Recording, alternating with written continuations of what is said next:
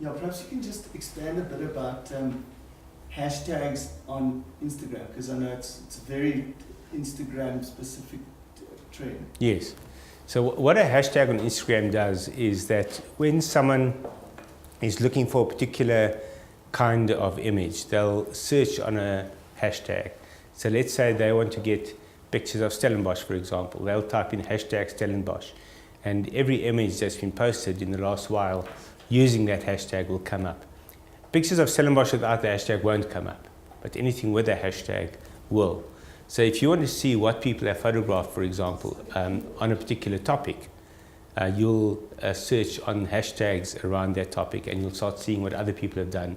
That's a way to avoid repetition, but it's also a way, for example, in street art, I did a long sequence of street art from Barcelona, and a lot of the art I identified by searching on particular hashtags related to Barcelona street art, and I was able to identify a lot of the artists from that.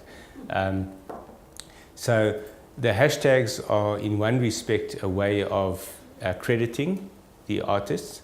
So someone looking for a work or for work by that artist on Instagram the very first thing they'll do is they'll type in the hashtag. But it's not just the artists, it's also topics and so on. And the consequence of that is if you use a hashtag that is well visited and well searched, it'll increase your views as well and the likes you get on your image. And the more likes you get on an image, the more credibility your images have. So people will often pay more attention to an Instagrammer or an Iger, as they call them, who gets lots of likes for their pictures. So you don't pursue likes for their own sake, but it is a kind of indicator of popularity and success on Instagram. But the other aspect of hashtags you should bear in mind is that there are hashtags with very little searching on them and there are hashtags with a lot on them. And one of the ideas that Instagrammers use is that they want a hashtag that no one else has ever used before. So that allows them to own the hashtag. So no one's going to search on that hashtag necessarily. But if they can get ownership of a hashtag and they start using it regularly, and then it starts going into broader currency, then they have the credit of having originated that hashtag. But that's a fairly rarefied approach to Instagram. For most people, what they do is try and use hashtags that have the most views of all. So some hashtags, let's take travel for example, will have like 100 million posts using that hashtag. But because it has so many posts, it also means that most people who are posting using that are also searching on that hashtag, and therefore you're going to get a lot more attention. So you try and use hashtag. When you write out a hashtag in Instagram, it actually tells you while you're writing it. It gives you suggestions, and each of the suggestions will tell you how many posts there have been on that hashtag. And the more posts, the more likely you're going to get views of your and likes of your image. So you go for the most common words possible that also describe your image. But on the other hand, you can also go for the most uncommon possible that no one else has ever done. And the best approach is having a combination of the two. As I said, you can have up to 30 hashtags in one post. And research has shown that people who post more than 20 hashtags on average, or people who include more than 20 hashtags in the image, get far more visits and likes than people who post less than 6 hashtags, I think was the figure. It was very specific research. They looked at people who use less than 6 hashtags and people who use more than 20 hashtags. And they found that there was a highly significant difference between the two in terms of how many people like the image. On the other hand, you might only want it as a gallery and then you don't use hashtags at all. But then you're not really serving the Instagram community in any way. No one's going to find your pictures. You want to make your pictures findable as well. The other side of it is that you can use hashtags in Facebook and Twitter as well. So what you might want to do is match up the hashtags.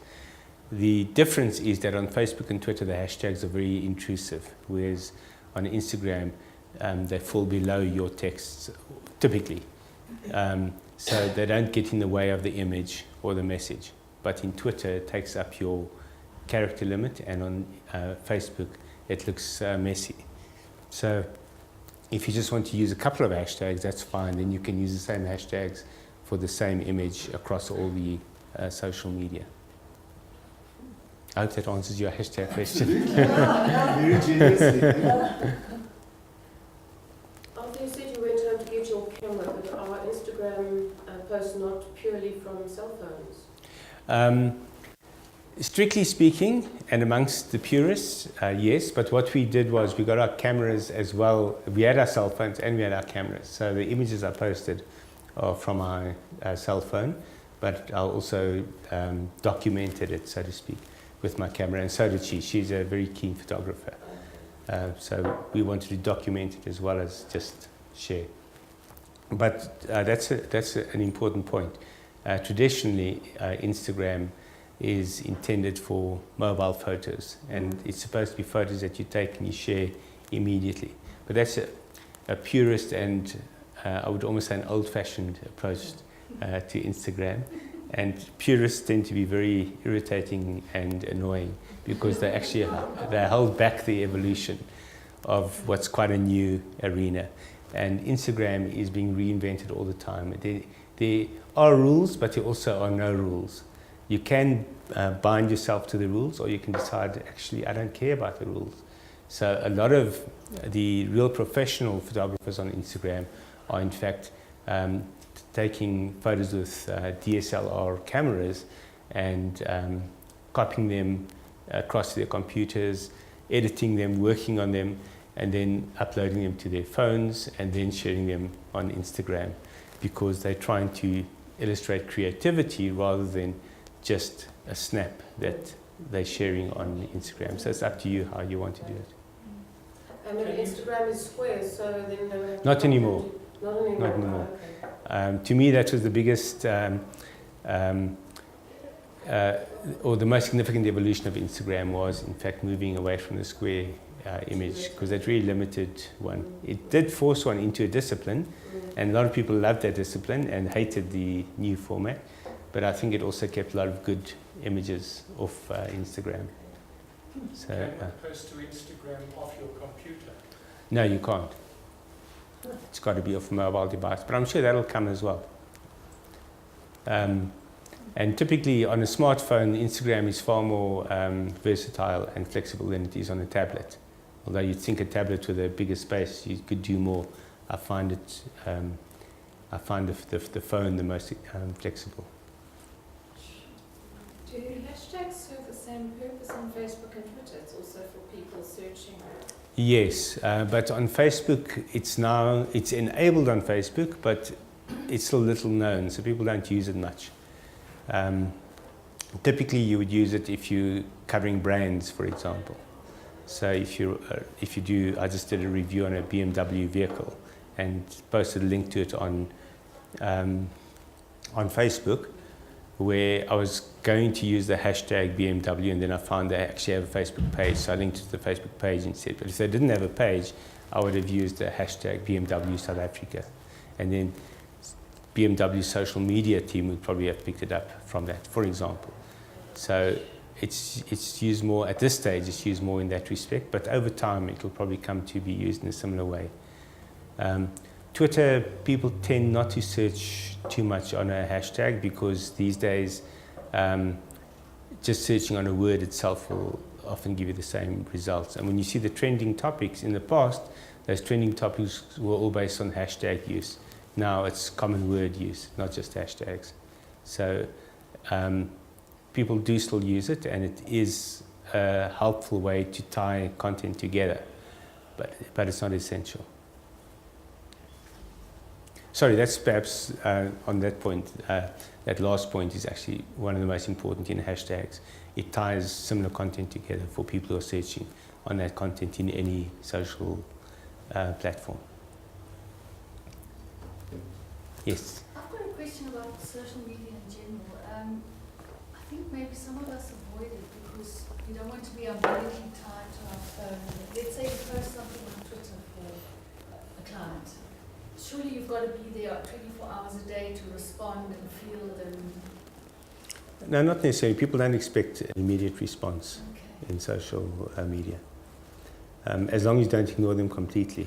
If you get back to them the same day, then that's all right. So you don't have to be like wired to your phone? No, absolutely not. Okay. Absolutely not. The best thing for me is when I post something and forget about it and get involved in other things like giving this talk and then switching on my phone later and seeing 10 notifications. That's actually fantastic. And you realize that without you even thinking about it, it's made an impact. And most of it will just be likes or retweets, but there might be one or two comments that you then respond to, but no one expected that immediate response. Okay, is there scope for curating content that you haven't created on Instagram? I know you can repost. Can you create a platform that is entirely a curation of other people's content? You can, but it's frowned upon. Okay. If you share one image, that's fine, with due credit. Mm-hmm. But if that's all you're doing, then that's very much frowned upon because you're not seeing as contributing at all. It's not like Twitter where reposts, some people only repost. Yeah. It can also get irritating if you only repost and don't create anything fresh. You've got to give to take. Yeah. A repost on Twitter is seen as giving. It is seen as, it's a kind of, you're paying tribute to the person who posted it. But if someone is looking at your timeline with an interest, with a view to following you, for example, and they see only reposts, then it's unlikely they'll follow you because you're not contributing anything fresh. Mm-hmm. Yes. I love your story. I just think it's so amazing. Thanks. How one thing just leads to another. Yeah. And I was just wondering, would you say is the opportunity for writers or what do you say, people who want to start documenting this stuff, to get involved in things like writing apps or developing apps? Because when I was in Bristol last year, which is, Banksy, also a very big street art culture, they had wonderful free apps even where you could do like a Banksy tour and it would tell you where all the stuff is. And I think it's just great because you can also sort of keep that quite dynamic, when a new thing pops up, you put it on the app. Is there a scope, do you think, for people, especially journalists, who would research that properly and...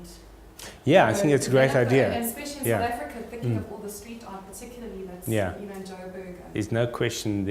In fact, that raises another possibility. So someone might come up with a street art guide app, for example, and then that closes that idea off to everybody else. So while you're working on it, someone might even come up with it. But the idea of taking a particular topic and creating an app to guide people through that topic related to the urban landscape or the restaurant scene or anything like that.